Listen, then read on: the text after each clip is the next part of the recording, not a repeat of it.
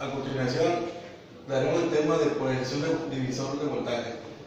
Este es basado más en la mejor estabilidad, en configuración BJT, el visor común, base y colector. Trata de eliminar la máxima variación de ganancias en corriente directa, además de que también ayuda a manejar una sola fuente y no utilizar varias. Las ecuaciones básicas que utilizaremos son las siguientes. Sería para voltaje de conector emisor es igual a voltaje de conector base más el voltaje de base de emisor. Para sacar la corriente del conector sería beta por corriente de base.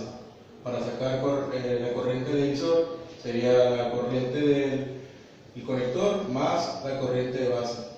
Y pues el voltaje de base de emisor, pues sabemos que es 0.7 volts. Bueno, yo voy a explicar un ejemplo sobre cómo se resuelve la polarización por divisor de voltaje.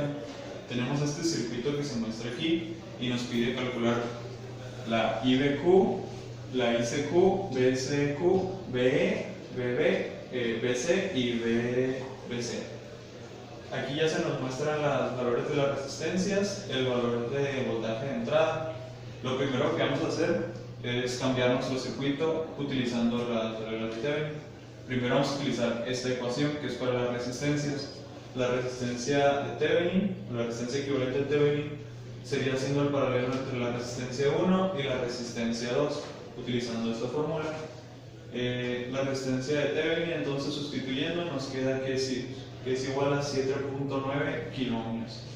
Y el voltaje de Thevenin, que es este de aquí, sustituyendo, aquí es donde utilizamos divisor de voltaje, que es el voltaje en la resistencia 2, sería multiplicar el valor de la resistencia por el valor del voltaje de entrada dividido entre la suma de los dos valores de las resistencias.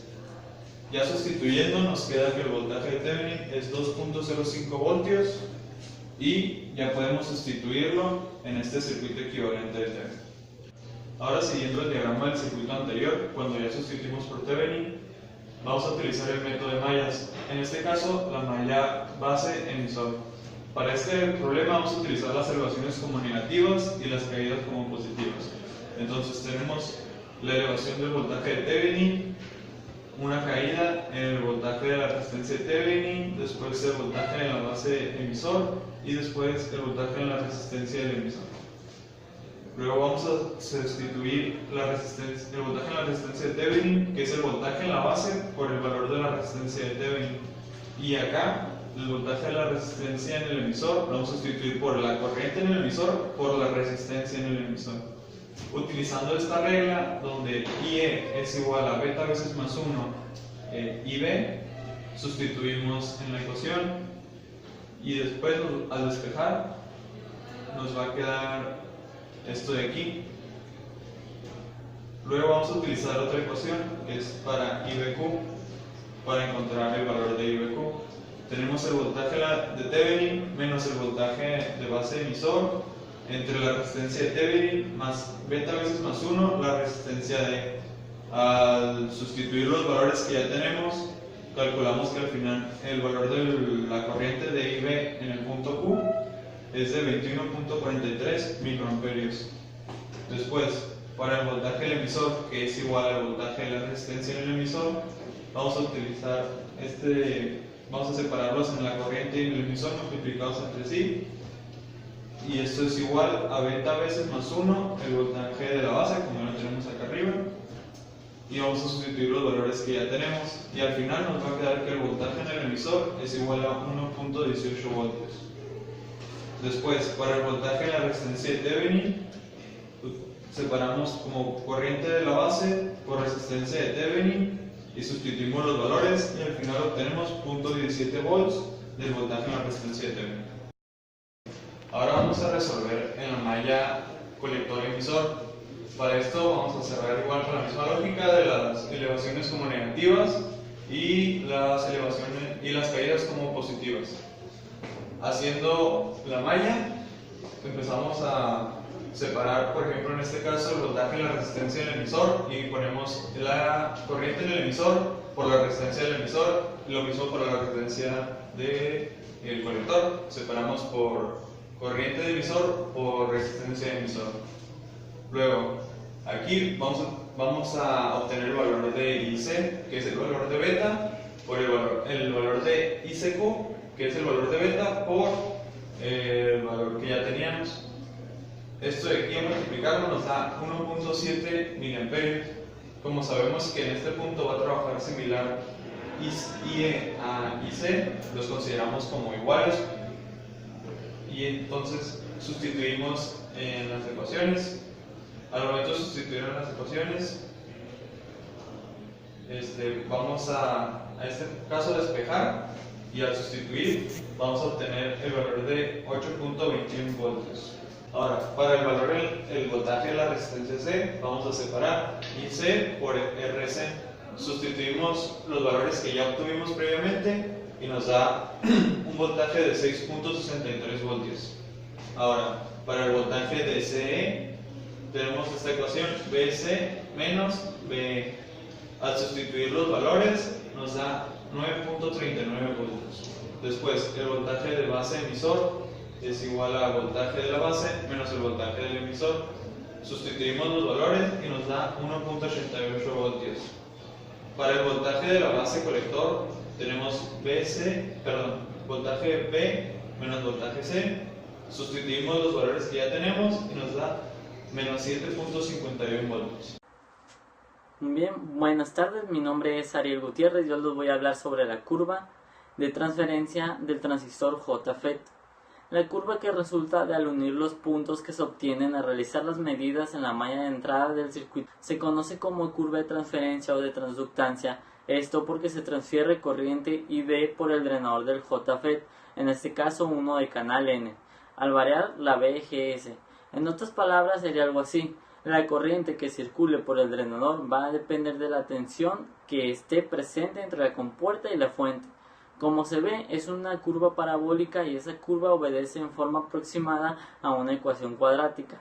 Se dice aproximada porque en los circuitos con JFET reales los valores obtenidos con la ecuación muchas veces se alejan del valor medio. Esta ecuación es conocida como ecuación de Shockley. Como lo podemos observar aquí en la imagen, tenemos la curva, tenemos la ecuación de Shockley. Este es lo que se le llama curva de transferencia. Para cualquier circuito que se realice con un JFET, será necesario tener a mano la curva de transferencia. Algunas hojas de datos traen la curva de transferencia, pero es más útil si la obtiene uno mismo y esta se consigue con la ayuda de esa ecuación, la de Shockley. En la figura se ve la ecuación de Shockley con la cual se puede calcular la ID si se conoce el valor de BGS, o también se puede calcular BGS si se conoce el valor de ID. El valor de IDSS y el valor BGS corte serán valores conocidos ya que se encuentran en la hoja de datos del JFET que se esté utilizando. Para poder trazar la curva de transferencia se necesita conocer al menos 4 puntos que estén sobre la gráfica, 2 de los cuales serán IDSS y el otro BGS corte. Con estos valores y con la ecuación de Shockley se pueden calcular 2 puntos más que ayudan a trazar la curva de transferencia. Uno de ellos calcula, por ejemplo, cuando la BGS sea la mitad de la BGS corte. Reemplazando esto en la ecuación se obtiene que para BGS es igual a BGS corte entre 2, la ID igual a IDSS entre 4. El otro punto se halla si se reemplaza ID igual a IDSS entre 2. En este caso, al despejar, se obtiene que el valor de la BGS es igual a 0,3 por BGS corte. A continuación, nuestros compañeros les dará un ejemplo más claro sobre lo que es la curva de transferencia y cómo se obtiene. Lo primero que se tiene que hacer para calcular la curva del transistor 2N3819 es ir a investigar la hoja de datos. Una vez revisada la hoja de datos del transistor, notamos que tiene una IDSS que varía desde los 2 mA hasta los 20 mA, en el cual nosotros tomaremos como valor típico el de 10 mA. Una vez dicho lo anterior, tenemos entonces una IDSS que es igual a 10 mA. cuando nuestra VGS es igual a 0. Tomaremos en cuenta que nuestra VGS corte es igual a menos 3 volts cuando ID es igual a 0. Una vez obtenido estos dos puntos de acuerdo a la hoja de datos del transistor, utilizaremos la ecuación de Shockley para obtener otros dos puntos, los cuales trazaremos en la curva del transistor. Para obtener el primer punto, que sería VGS, utilizaremos la primera ecuación, que es VGS corte entre 2, que esto es igual a nuestros menos 3 volts que habíamos sacado de la hoja de datos del transistor entre 2, y como resultado tenemos 1.5, que este sería nuestro primer punto, a lo cual corresponde una ID, que esto es igual a IDSS entre 4, sustituyéndolo nuestros 10 mA obtenidos de la hoja de datos del transistor entre 4, que esto nos daría 2.5 mA. Para obtener el segundo punto o la segunda coordenada para una ID sería la fórmula de IDSS entre 2, y sustituyendo serían los 10 mA entre 2, que esto nos daría igual a 5 mA. Lo que corresponde para el segundo punto, una VGS que lo que aplica la fórmula, que sería igual a 0.3 multiplicado por nuestra VGS corte, que esto sería igual, sustituyéndolo, 0.3 por menos 0.3, que esto nos daría menos 0.9 volts. Y ese sería nuestro segundo punto de la coordenada. Una vez obtenido y calculado lo anterior, ya podemos realizar la curva del transistor, ya que como mínimo se necesitan 4 puntos de coordenadas, los cuales serían los siguientes. El primer punto sería el que encontramos a partir de revisar la hoja de datos, que sería el menos 3,0. El segundo punto también lo encontramos en la hoja de datos, que nos daba 0,10. El tercer punto fue calculado de acuerdo a las ecuaciones, que este nos quedaba como menos 1.5, 2.5. Ya por último, el último punto también fue calculado de acuerdo a las ecuaciones, que era menos 0.9,5. Dado los 4 puntos como mínimo para calcular la curva del transistor, vamos a pasar a graficarla. Ya para finalizar, realizamos la gráfica de la curva característica del transistor de acuerdo a sus 4 puntos obtenidos.